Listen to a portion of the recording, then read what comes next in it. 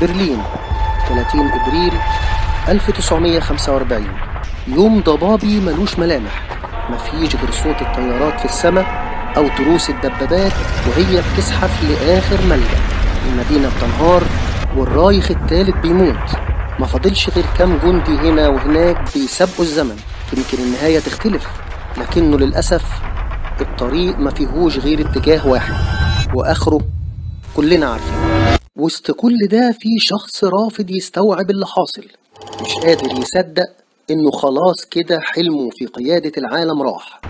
أقوى جيش في أوروبا اتمحى من الوجود، اتحول من صوت بيسبب كوابيس لقادة العالم لذئب خايف بيهرب من الصيادين اللي بتتسابق على جثته.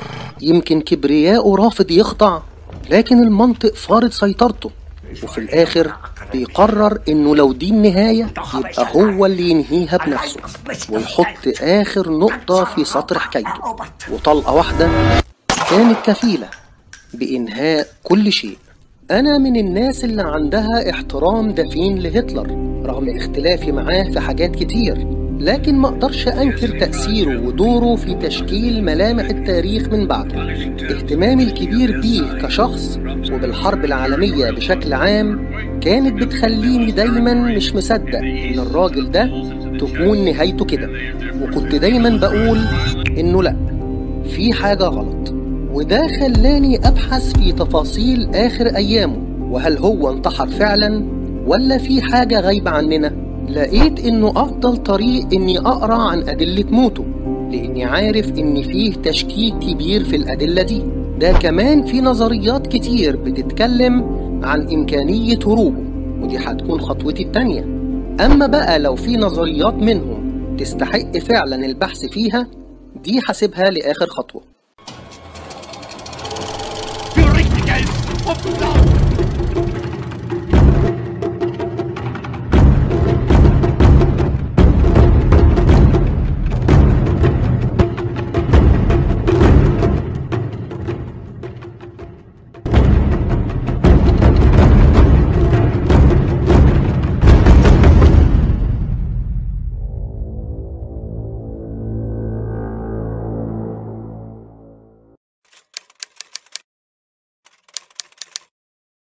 عشرين إبريل 1945. برلين بتنهار وهتلر بيظهر للمرة الأخيرة قدام الكاميرات، جسده منهك، كتافه محنية، إيده الشمال بتترعش وواضح عليه المرض الشديد. بيصافح أطفال منظمة شباب هتلر بابتسامة كأنها محاولة يائسة إنه يطمنهم أو يمكن يطمن نفسه. بعد دقايق من التصوير بيدخل مخبأه في مستشارية الرايخ للمرة الأخيرة. هتلر من شهر يناير 1945 انتقل من مقره العسكري في بروسيا لمخبأ تحت الأرض في برلين وراء مبنى المستشارية، وبدأ يدير الحرب من تحت الأرض. كان لسه قادر يوصل للقادة، لكن مع كل يوم خط إرسال بيتقطع، مدينة بتسقط، جبهة بتختفي. كتير من الأوامر ما كانتش بتوصل أو توصل بعد المعركة ما تكون خلصت. الظروف دي خلت هتلر يكون معزول عن العالم الخارجي، وحبة حبة يقتنع إن خلاص الموضوع مسألة وقت، وسقوط ألمانيا أمر لا مفر منه. في يوم 22 إبريل حصل اجتماع بين هتلر وبين قادة الجيش المتبقيين في محاولة يائسة للدفاع عن العاصمة. هتلر متوتر ومنهار وبيطلب من القادة إنهم ينفذوا هجوم مضاد بقوات مش موجودة أصلا. الجنرالات بيبصوا لبعض، محدش قادر يقوله إن مفيش جيش، مفيش أمل، وإن خلاص الحرب انتهت. وهنا في لحظة انهيار صامت وخيبة أمل هتلر يقول: الحرب ضاعت، أنا باق في برلين، وإذا سقطت المدينة سأطلق النار على نفسي. وفعلا هتلر بيسأل دكتوره فارنر هاسا عن طريقة مضمونة للانتحار. الدكتور بيقترح إنه يتناول حبة سيانيد بعدها طلقة في الراس. هتلر بيوافق على الفكرة وبيطلب من مساعدينه إنهم يحضروا حبوب السيانيد، وكمان يوصيهم يتخلصوا من جثته خوفا من إنها تقع تحت إيد الحلفاء.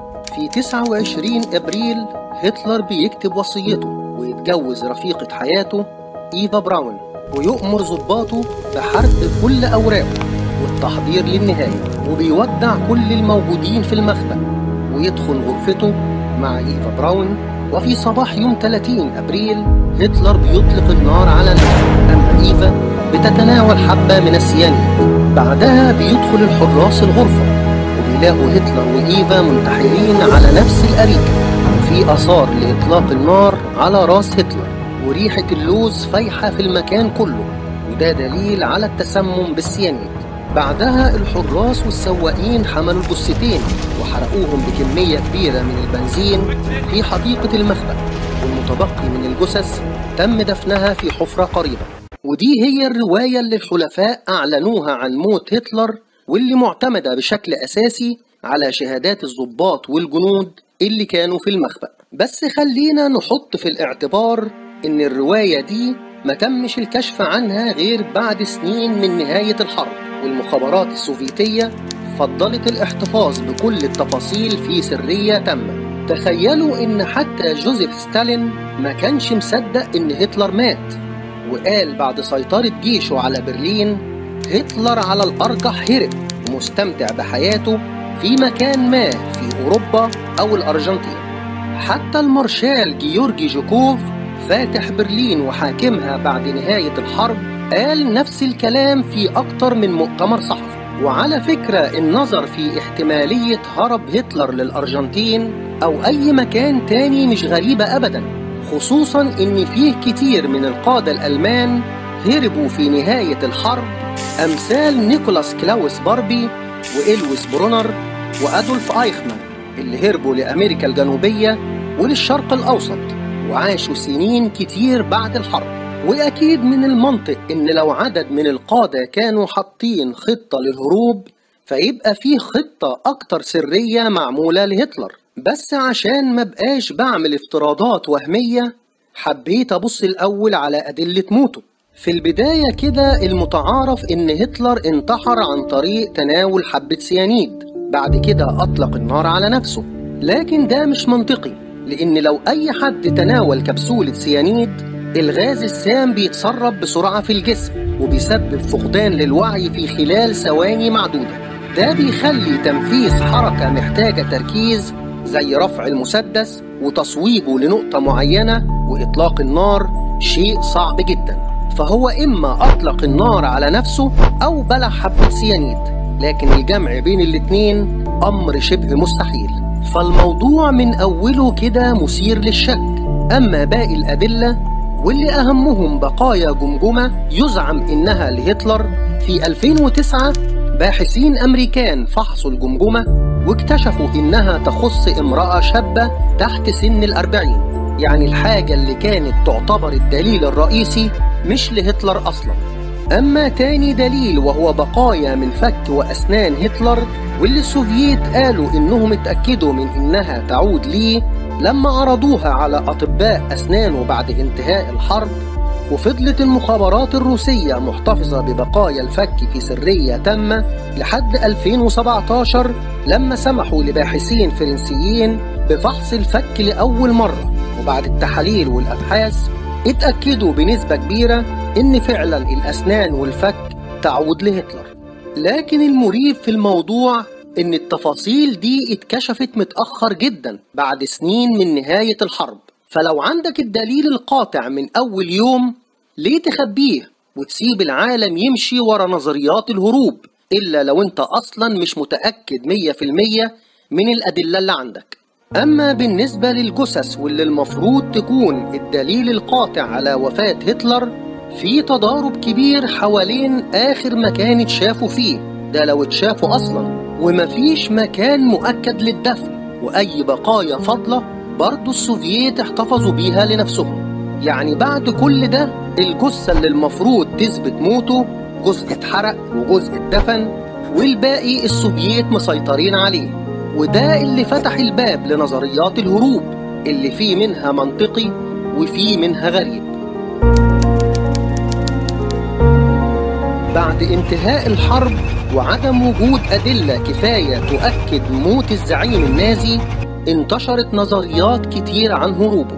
في نظرية بتقول إن هتلر هرب لقواعد نازية سرية في القطب الجنوبي. فكرة ممكنة لكنها بدون أي دليل ملموس، مجرد إشاعات.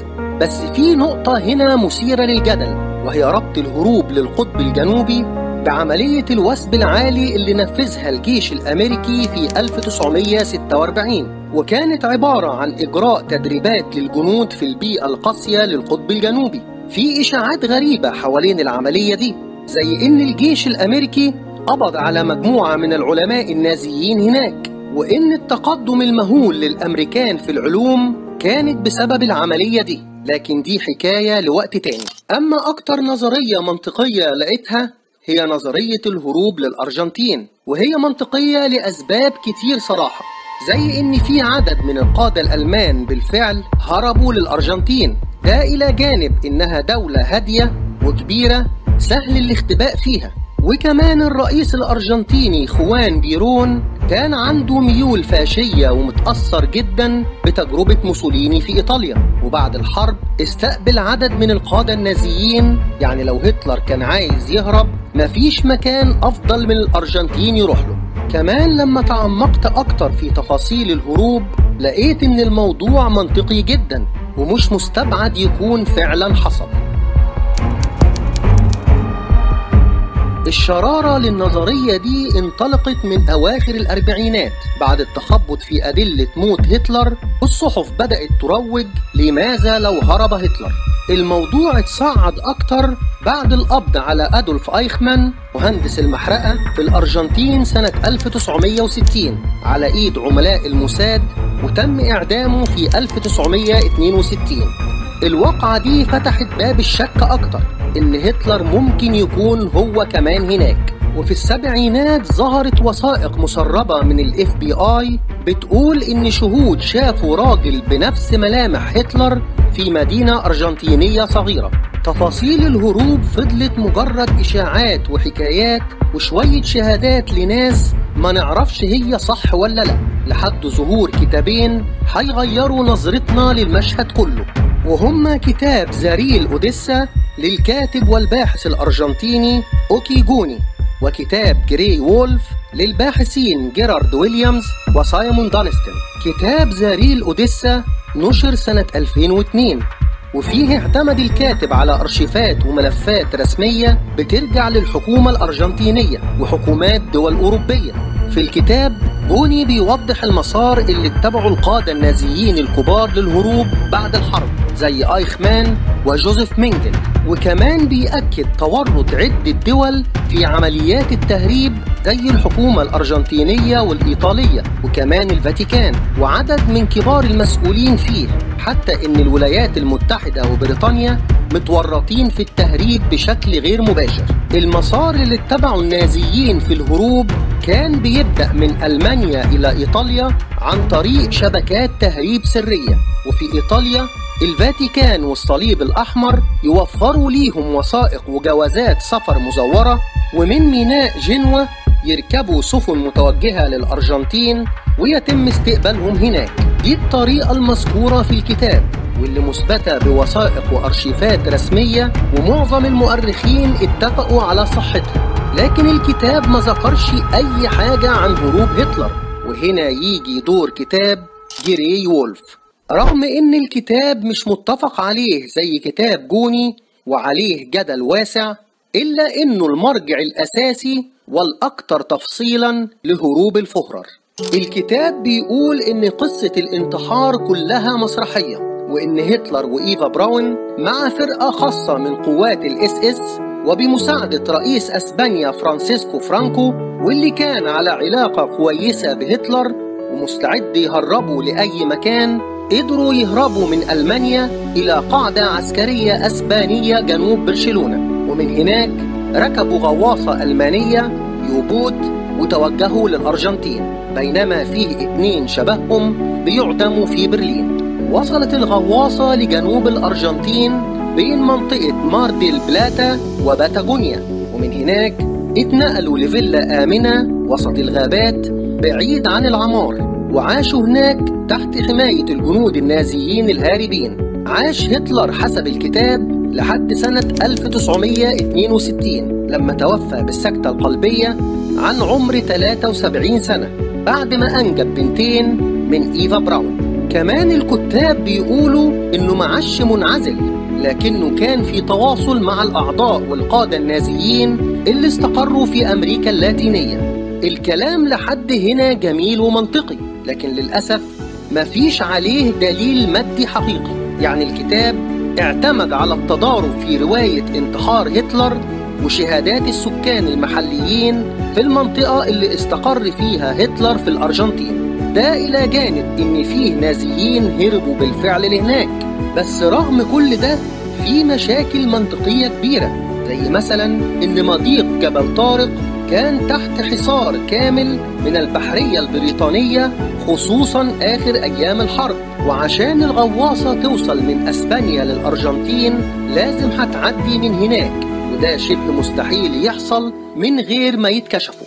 ده غير غياب الأدلة المادية، يعني مفيش صور أو وثائق رسمية بتؤكد ظهوره في الأرجنتين، لكن كلها شهادات وروايات ممكن تكون مختلقة أو محرفة. ضعف الأدلة وكثرة الثغرات المنطقية في الرواية تخلي معظم المؤرخين يعتبروا كتاب جراي وولف أقرب للأسطورة أو قصة لفيلم، لكنه أبعد ما يكون عن الحقيقة. هنا كنت حسيت شوية بخيبة أمل، لأني برضو ملقتش إجابة واضحة للموضوع رغم أدلة موته الغير كافية والرواية السوفيتية الغير مقنعة بالمرة، إلا إن برضو مفيش نهاية واضحة.